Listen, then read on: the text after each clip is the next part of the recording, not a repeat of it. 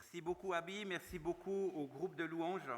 Je crois que ce qui est magnifique, c'est que vous avez chanté des chants que Josué lui-même aurait pu chanter.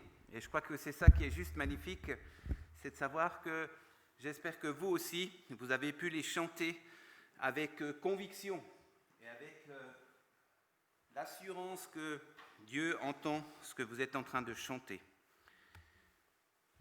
Alors, Abby nous l'a dit, on est dans une nouvelle dimension de dimanche, et puis nous avons 3 dimanches qui vont être placés sous ce signe de fortifie-toi et prends courage, comme Josué, comme Gédéon, et puis comme un soldat. Ce sera les 3 thèmes que nous allons, ou sous-thèmes que nous allons aborder avec cette série Fortifie-toi et prends courage.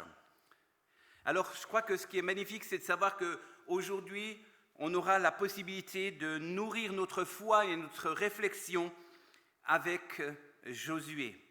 Et je crois qu'il y a beaucoup de choses que nous allons pouvoir réfléchir et puis nourrir. Alors, une petite devinette, est-ce que vous savez comment s'appelait Josué avant que Moïse l'appelle ainsi ? Vous savez qu'il ne s'appelait pas la même chose, et puis ensuite Josué l'a baptisé d'une autre manière. Qui sait de quelle manière s'appelait, ou qui sait comment s'appelait Josué avant de s'appeler Josué ? Fils de Nun, ça c'est sûr, ça reste, parce que le père est toujours le même. Merci Jacqueline. Quelqu'un d'autre a une autre réponse ? Vous ne savez pas ? Moi non plus, je ne savais pas. Alors, Osée. Josué s'appelait Osée avant de devenir ce Josué qui a été baptisé par Moïse. Et puis Osée, intéressant, ça veut dire salut. Alors s'il y a un homme qui peut être un exemple pour nous croyants, eh bien c'est bien cet homme qui est Josué. Avant de décrire un peu l'homme que Josué était, eh bien je crois que c'est bien de pouvoir voir dans l'histoire de cet homme la pertinence qu'il y a entre l'Ancien Testament et le Nouveau Testament. Et je crois que dans cette histoire, il y a la possibilité de voir une pertinence entre l'Ancien et le Nouveau Testament. D'abord, son nom a la même racine que celle de Jésus. C'est cette racine hébraïque qui dit Yeshua. Yeshua qui veut dire l'Éternel sauve. Alors d'abord, il est celui qui s'appelle Salut, quelque chose de global, et ensuite il vient celui qui devient l'Éternel sauve. Et l'histoire nous le rappelle qu'il va emmener le peuple d'Israël dans le pays promis. Et tout comme Jésus d'ailleurs, un jour va faire entrer son Église dans la Nouvelle Jérusalem. Rappelez-vous ces paroles où Jésus dit à ses disciples « Je m'en vais vous préparer une place afin que là où je suis, vous y soyez aussi. » Et c'est dans cette perspective-là que nous sommes. Et puis, il y a une description dans Apocalypse qui nous dit que « Je vis un nouveau ciel ». C'est dans Apocalypse 21, les versets 1 à 4. Il dit « Puis je vis un nouveau ciel et une nouvelle terre, car le premier ciel et la première terre avaient disparu, et la mer n'était plus. Et je vis descendre du ciel, d'auprès de Dieu, la ville sainte, la nouvelle Jérusalem, préparée comme une épouse qui s'est parée pour son époux. Et j'entendis du trône une voix forte qui disait « Voici le tabernacle de Dieu avec les hommes.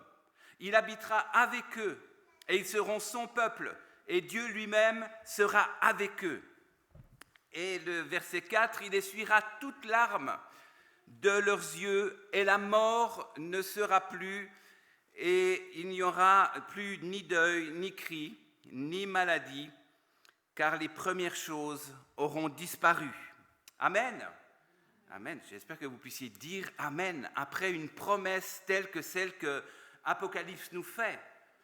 On est en route pour cette nouvelle terre. On est en route pour cette promesse qui nous emmène dans cette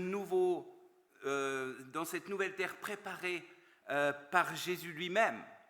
Et je crois qu'on peut dire amen à ça si on est convaincu qu'un jour, lorsque Jésus reviendra pour nous faire entrer dans ce pays promis, celui de Dieu en Jésus-Christ, eh bien on peut dire amen.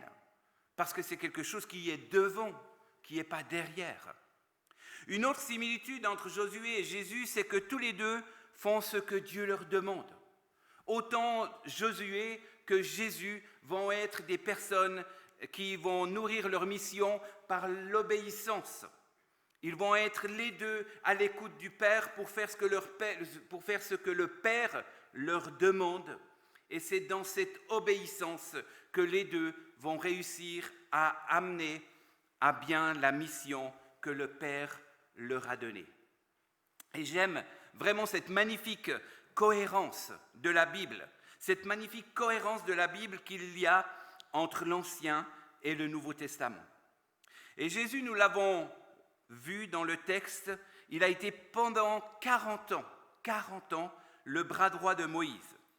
Puis ensuite, le texte nous le dit, Moïse meurt, et c'est Josué qui va incomber cette périlleuse mission d'amener ce peuple dans le pays promis. L'objectif de Josué est celui de faire entrer tout un peuple dans un pays étranger et le conquérir. Et puis, il est bon de savoir que ça fait 40 ans, ou ça fait plutôt réfléchir que ça fait 40 ans que ce peuple tourne en rond dans le désert. Et vient le moment où tout à coup, il y a la possibilité d'entrer pour eux, après 40 ans d'errance, dans ce pays qui a été promis par Dieu. Entrer dans ce pays qu'on appelle pays de Canaan. 40 ans de formation intensive dans le désert. Et avant d'être cela, il a été, donc Josué, témoin des 10 plaies d'Égypte. Et je vous promets que 40 ans dans le désert et voir de ses propres yeux et vivre de sa propre vie des 10 plaies d'Égypte, eh bien, ça forme un homme. Ça le forme de telle manière que ces 40 ans de désert et ces 10 plaies qui l'ont touché de près, eh bien, ça fait que cet homme devient un autre homme. Et surtout, ça devient un autre homme lorsqu'on sait qu'il a été sous la houlette du meilleur coach de l'époque, Moïse himself, lui-même. Moïse l'a conduit pendant 40 ans pour qu'il puisse devenir son successeur. Moïse avait déjà dans sa tête le besoin que nous devons nous aussi avoir de pouvoir préparer des successeurs qui continuent le travail qui a été entrepris. Josué a été choisi par Dieu pour accomplir une promesse que Dieu a faite au peuple d'Israël.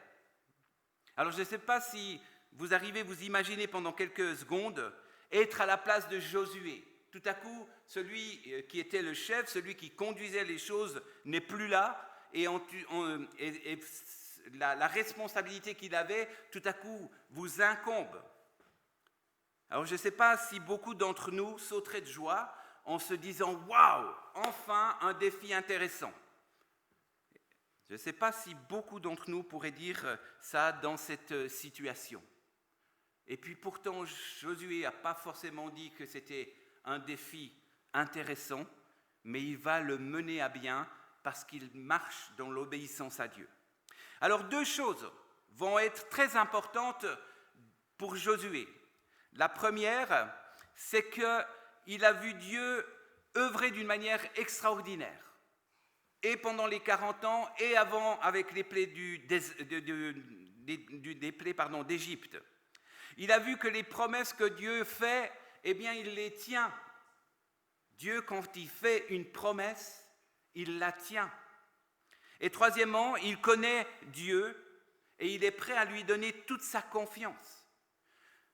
Josué est un homme qui connaissait le cœur de Dieu, et parce qu'il connaissait le cœur de Dieu, alors il a été prêt à lui donner, à lui offrir toute sa confiance.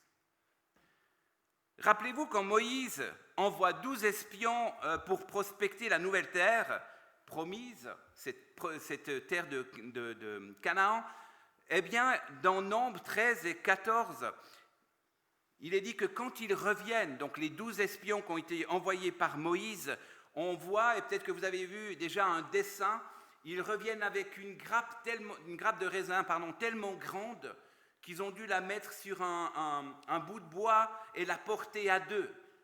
Ils sont témoins oculaires de ce que ce pays de Canaan, c'est vraiment ce pays où coule le lait et le miel. Un pays magnifique. Mais 10 d'entre eux, qui étaient dans ces 12, vont dire à Moïse, ça ne sera pas possible. Ça ne sera pas possible. On est allé là-bas. On a vu ce qui se passait. Les gars qui sont là-bas sont grands. C'est des géants. Et on dit même qu'ils se dévorent. La parole parle de se dévorer, ou qui dévoraient les habitants. Alors vous vous rendez compte un peu le défi dans lequel se trouvent Moïse et Josué par surcroît. Ils doivent entrer dans ce pays qui est promis, mais dans ce pays qui est promis, il y a des choses juste terribles, juste impressionnantes, juste qui auraient pu dire, ok, on est venu, on a vu, on n'a pas vaincu, mais on est reparti tout de suite. Parce qu'on s'est dit que ça allait pas le faire. Et puis on voit que ces 10 personnes, alors que le peuple d'Israël à ce moment-là était bien plus que 600 000, eh bien, vont écouter ce que ces 10 personnes disent. Et ces 10 personnes arrivent à mettre un mouvement de révolte dans ce peuple. 10 personnes qui ne sont pas convaincues arrivent à mettre le trouble dans un peuple. Alors 10 personnes en rapport à 600 000, je ne sais pas combien ça ferait si on le mettrait en parallèle avec notre communauté, combien faudrait-il de personnes qui ne soient pas convaincues et puis qui l'expriment d'une manière pour que toute la communauté puisse être désespérée. Mais on voit qu'il y en a quand même 2 sur ces 12, Josué et Caleb, vont pouvoir redresser la situation parce qu'ils savent qui est Dieu, parce qu'ils savent qu'il y a la possibilité de croire en ce que Dieu a dit. Et puis qu'est-ce qu'ils vont dire ? Ils vont dire, si l'Éternel est favorable, il nous mènera dans ce pays et il nous le donnera. C'est un pays où coule le lait et le miel. Tout à coup, 2 personnes, face à ces 10 qui sont pessimistes, défaitistes, vont tout à coup relever le défi et dire, mais c'est Dieu qui veut nous le donner. Et si Dieu veut nous le donner, alors nous croyons qu'il y a possibilité de conquérir ce pays. Et puis, c'est un pays où coule le lait et le miel. Et là, vous avez le profil d'un homme de Dieu qui sait qu'il peut compter sur le Dieu en lequel il croit. Et deuxièmement, il sait que quand Dieu envoie, eh bien, il équipe aussi. Quand Dieu veut vous envoyer pour faire quelque chose, il va vous équiper aussi. S'il vous invite et vous met à cœur d'aller à Turning, il va vous équiper aussi pour pouvoir sortir dans la rue, pour pouvoir être appelé à ce que vous êtes appelé à faire. Quand Dieu envoie, il ne nous laisse pas partir seuls, mais il part avec nous et c'est ce qui fait toute la différence. Quand Dieu m'envoie, quand Dieu m'appelle, non seulement il m'appelle, mais il me donne ce dont j'ai besoin. Et non seulement il me donne ce que j'ai besoin, mais en plus il vient avec moi pour aller faire ce qu'il m'appelle à faire. Et c'est ce qui va faire toute la différence. Et c'est ce qui va faire que cet homme, Josué, va être envahi de convictions. Et envahi de ses convictions, alors il deviendra ce grand homme qui sera influent dans les mains de l'Éternel. Alors c'est peut-être bien de se dire, mais qu'est-ce qu'on peut retenir de l'attitude de Josué pour nous aujourd'hui dans l'ici et maintenant ? Parce que c'est bien beau, ça fait des années et des années en arrière que ça s'est passé, mais qu'est-ce que je peux retenir pour moi ici, dans l'aujourd'hui et maintenant de cette histoire de Josué ?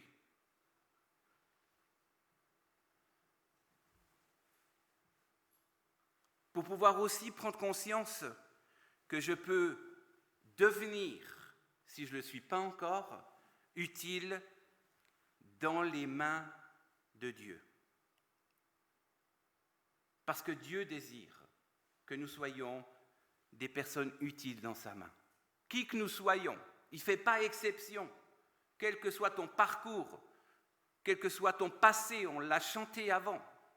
Dieu désire te permettre d'être un outil utile dans sa main pour qu'il puisse t'utiliser pour faire des choses qu'il a prévu que tu fasses. Et il les a fait pour toi.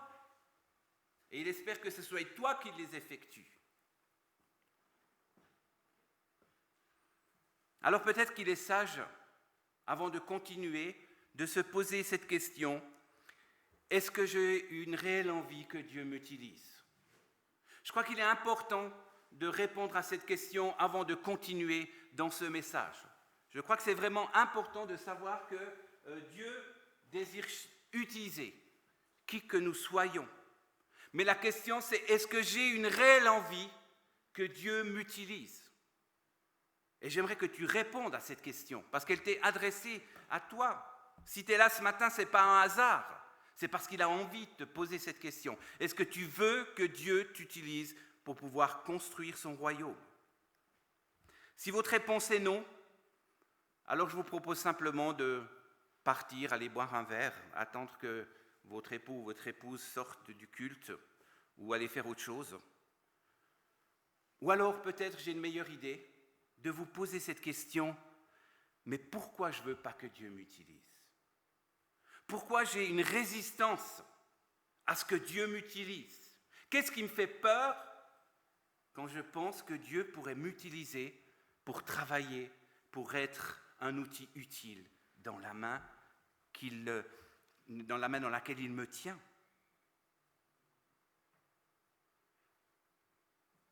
Est-ce que je peux me poser cette question, pourquoi je ne veux pas que Dieu m'utilise ? Et qu'est-ce qui résiste en moi jusqu'à aujourd'hui pour que je n'arrive pas à répondre avec un oui affirmatif en disant, comme d'autres et comme Josué, me voici, je suis prêt, tu sais qui je suis. Tu sais que quand tu m'appelles, tu sais qui tu appelles. Quand il m'a appelé moi, il n'a pas pensé qu'il appelait Moïse ou Abraham. Il a voulu m'appeler moi avec ce que je suis. Et il désire t'appeler toi avec ce que tu es. Et si votre réponse est oui, alors je crois qu'il y a de quoi nous laisser interpeller par l'attitude de Josué pour pouvoir être fortifiés et encouragés dans ce que Dieu attend de nous afin que nous l'accomplissions. Il y a un merveilleux verset dans Éphésiens chapitre 2, le verset 10, qui nous dit « Car nous sommes son ouvrage, ayant été créés en Jésus-Christ pour de bonnes œuvres, que Dieu a préparées d'avance afin que nous les pratiquions. » Vous êtes l'ouvrage de Dieu, créé en Jésus-Christ pour de bonnes œuvres et pour que vous puissiez les pratiquer. Et si vous les pratiquez, eh bien, s'il demande de les pratiquer, c'est qu'il espère que ce soit vous qui les pratiquiez. Parce qu'il a pensé à vous. Josué nous ouvre de nombreuses pistes intéressantes pour être des femmes et des hommes influents dans son royaume et pour son royaume. Josué nous ouvre de nombreuses pistes pour que nous soyons des hommes et des femmes influents dans notre communauté ici. Et c'est pour ça qu'il y a des choses à prendre, et c'est pour ça qu'il y a des choses à comprendre, pour que je puisse être un homme, une femme influente dans ma communauté. Dieu ne désire pas faire de nous des gens qui mangeons, prenons ce qui nous est donné, et ensuite repartir sans rien donner. Vous savez que la mère morte est morte parce qu'elle ne fait que recevoir et elle ne donne rien de plus loin. Et c'est pour ça qu'elle devient morte. Elle se charge de sel parce qu'elle absorbe, mais elle ne donne rien plus loin. Et c'est ce qui pourrait nous arriver si nous aussi nous arrivons dans cette communauté et nous faisons que absorber et que nous ne donnons rien plus loin, alors que Dieu nous appelle à être des outils utiles dans sa main pour devenir des personnes qu'il a créées afin que nous pratiquions des œuvres qu'il a préparées d'avance. Amen. J'aimerais que vous puissiez dire Amen. J'aimerais que vous puissiez être convaincus par ça. Parce que ce n'est pas moi qui vous le dis, mais c'est parce que c'est la parole de Dieu qui nous le dise. Alors, je vous le dis, Josué nous ouvre de nombreuses pistes intéressantes pour être des femmes et des hommes influents pour son royaume, pour sa communauté. Alors, on ne va pas tous les voir, mais j'aimerais en retenir une surtout. Et celle que j'aimerais retenir, c'est sa capacité qu'il a eue de croire dans les promesses que Dieu lui a faites en les prenant pour certaines, pour vraies. Quand Dieu lui a fait ses promesses, il n'a pas dit « Oh là là là là, attends, c'est facile de dire des trucs comme ça, tu as vu un peu ce qui nous attend ?» Il les a reçues, il les a avalées, il les a reçues comme des choses que Dieu lui donnait de manière personnelle. Il a eu cette capacité de croire dans les promesses que Dieu lui a faites. Est-ce que j'ai cette capacité de croire dans les promesses que Dieu veut me faire? Et c'est cela qui nous importe aujourd'hui. Apprendre de Josué comment se laisser fortifier par Dieu. Parce que Dieu nous fait une promesse, comme il l'a fait à Josué. Je ne te délaisserai point, je ne t'abandonnerai point. Fortifie-toi et prends courage, car c'est toi qui mettras ce peuple en possession du pays que j'ai juré à leur père de leur donner. C'est toi. Et plus loin, le verset 9, il nous est dit, ne t'ai-je pas donné cet ordre? Fortifie-toi et prends courage. Ne t'effraie pas, c'est des géants, mais ne t'effraie pas et ne t'épouvante pas, car l'Éternel, ton Dieu, est avec toi dans tout ce que tu entreprendras. Est-ce que vous êtes convaincus que l'Éternel vous accompagnera et vous fortifiera dans tout ce que vous allez entreprendre pour lui? Est-ce que vous avez cette conviction?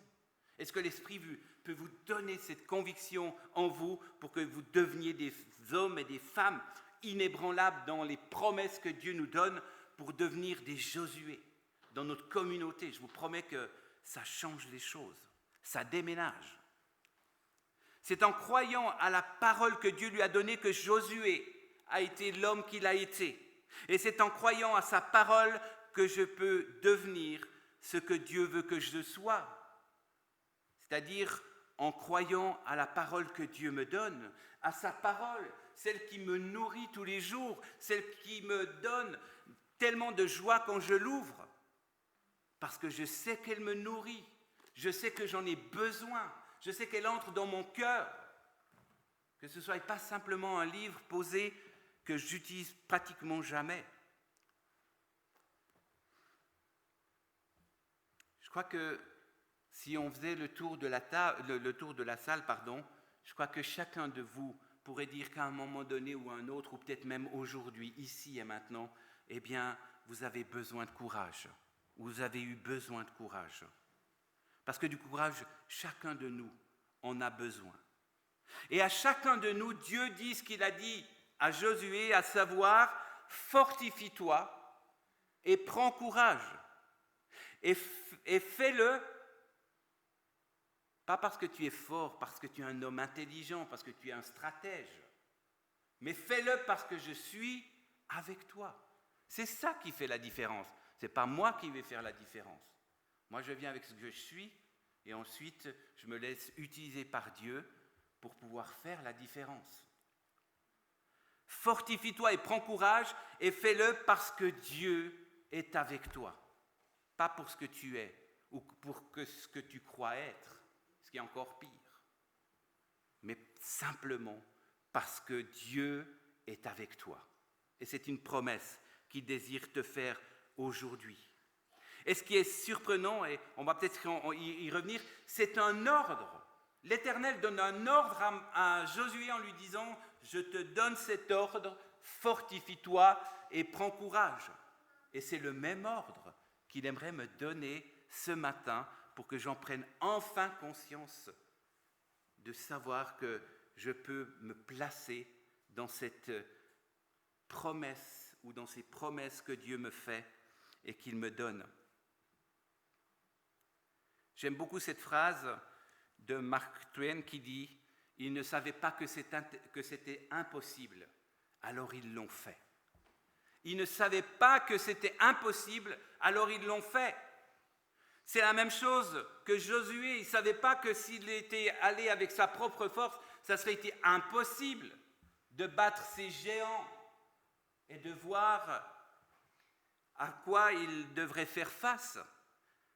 Mais parce qu'il ne savait pas que c'était impossible, alors il l'a fait.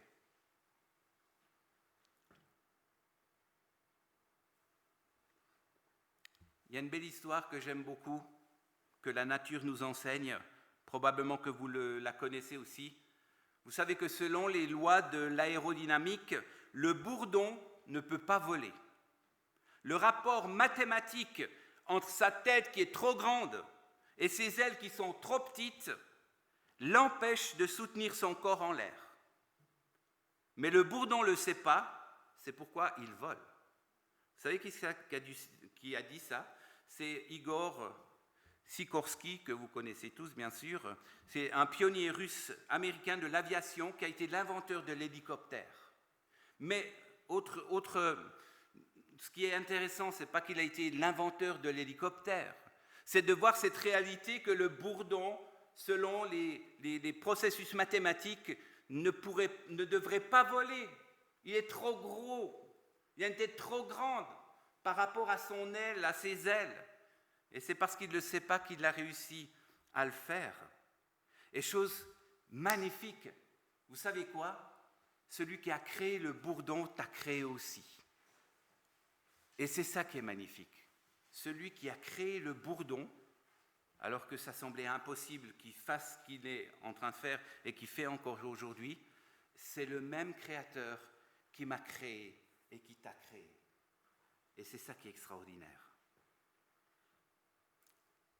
Car pour Dieu, nous dit Luc 1,37, rien n'est impossible. Car pour Dieu, rien n'est impossible. Ce n'est pas impossible de faire voler un bourdon qui ne devrait pas voler. Ce n'est pas impossible de faire parler un type comme moi alors que je n'arrivais pas à mettre 3 mots à la suite sans bégayer et sans devoir aller m'asseoir parce que je n'arrivais pas à finir mon témoignage, parce que j'étais beaucoup trop émotif et puis parce que j'avais hérité ça de mon père qui, lui, quand il devait se lever pour parler devant une personne, enfin une communauté où il y avait plus de 5 personnes, il se mettait à pleurer.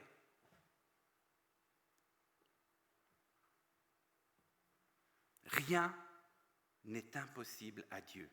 Quand Dieu t'appelle, rien n'est impossible. Quand Dieu t'appelle, non seulement il t'appelle, mais il te donne ce que tu as besoin pour y aller. Et puis en plus, il vient avec toi. Il vient avec toi. Waouh! Waouh! Il change l'impossible en possible. Il change le cœur de pierre en cœur de chair. Car rien n'est impossible à Dieu. Rien. Si Josué avait consulté son nombril plutôt que celui qui lui a donné, alors jamais il n'aurait pu faire ce qu'il a fait. Mais parce qu'il a su entrer dans les promesses de Dieu, ou parce qu'il a laissé les promesses de Dieu l'envahir, c'est selon, eh bien il devient un instrument utile dans la main de Dieu. Est-ce que Josué était un surhomme? Est-ce que vous pensez qu'il était un surhomme? Il n'y a personne qui répond, enfin, il y a juste Florian qui... Je vous ai perdu, vous êtes là? Non, vous êtes là, c'est bon. Est-ce que Josué était un surhomme? Non. Josué n'était certainement pas un surhomme. Il était un homme ordinaire comme vous et moi, mais qui a été d'accord de se laisser instrumentaliser, qu'il a été d'accord de devenir un instrument dans la main de Dieu, un instrument utile, parce qu'il a laissé les promesses de Dieu l'envahir. Il est devenu un homme sûr, par contre, pour le peuple qu'il conduisait, parce qu'il avait pris l'ordre de Dieu au sérieux. Ce n'était pas un surhomme, mais c'est devenu un homme sûr parce qu'il a pris les promesses de Dieu au mot. Et vous non plus et moi non plus ne sommes pas des surhommes. Mais si nous pouvons vraiment compter sur les promesses de Dieu et les croire, alors nous pourrons devenir des hommes sûrs ou des femmes sûres sur lesquels on va pouvoir se calquer, on va pouvoir avoir envie d'avancer parce qu'il y a quelque chose qui fait la différence, c'est que nous avons pu ou nous devons pouvoir recevoir ces paroles et ces promesses comme des promesses qui n'ont pas été écrites il y a des années en arrière, mais comme des promesses que Dieu veut te faire personnelles aujourd'hui, qui que tu sois.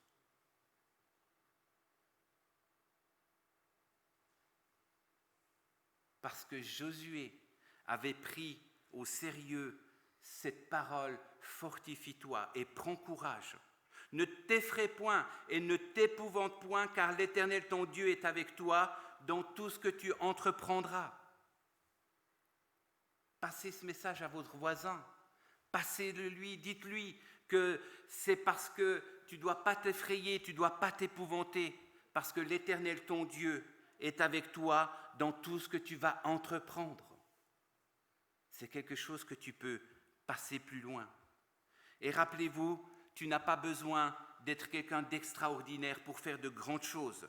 Tu as juste besoin de te laisser rejoindre par les promesses extraordinaires de Dieu qui, lui, fait de grandes choses.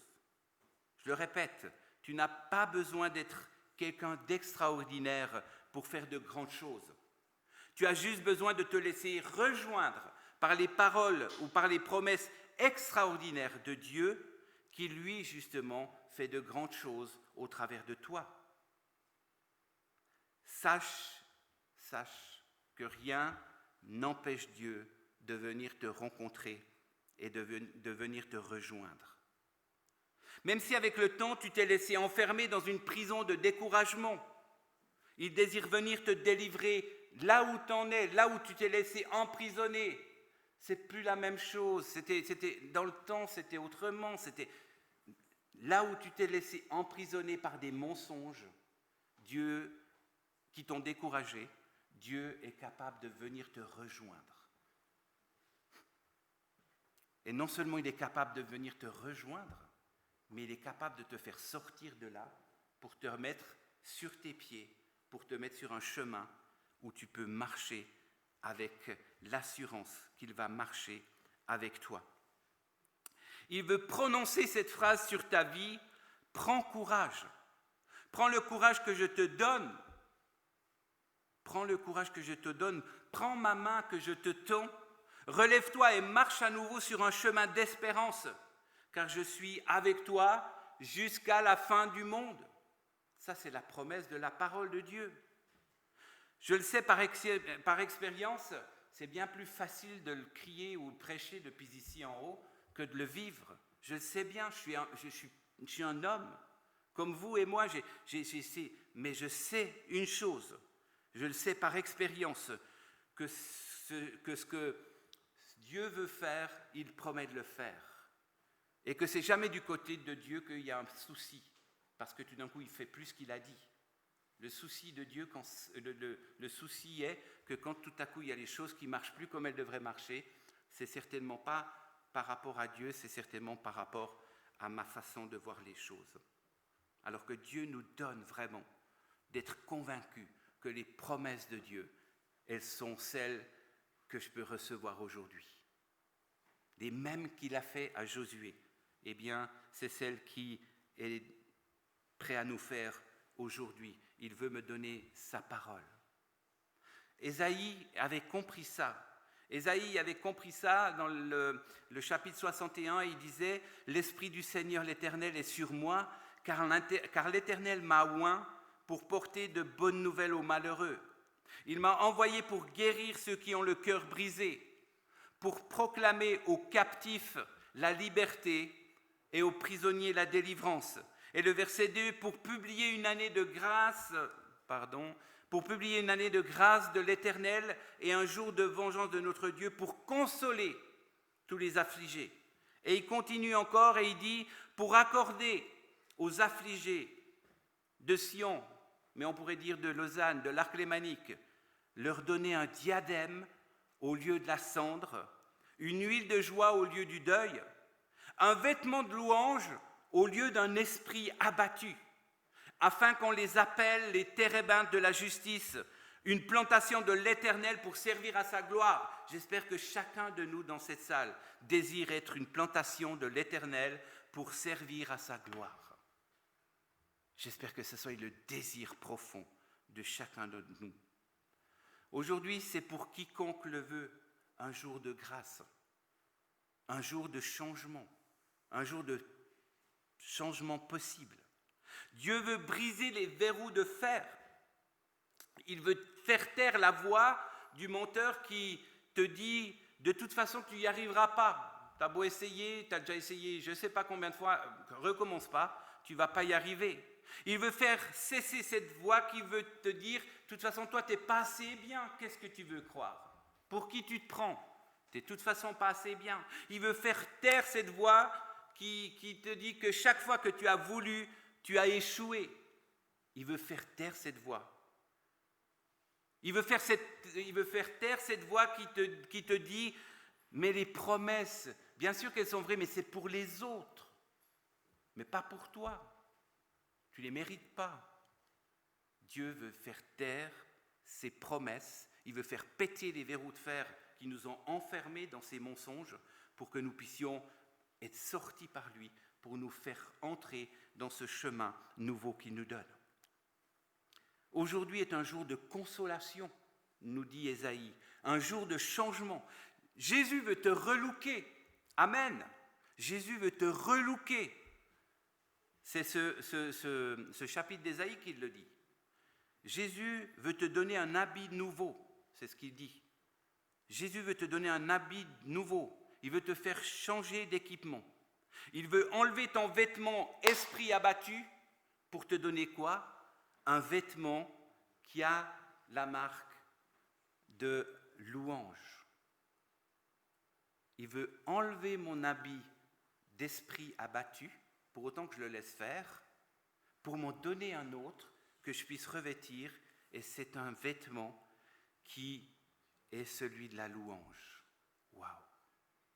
Dieu veut me relooker, Dieu veut te relooker aujourd'hui et te donner un autre habit que celui de la tristesse, que celui d'esprit abattu, pour te donner un habit nouveau, un habit qui te donne la possibilité de devenir un louangeur pour Dieu.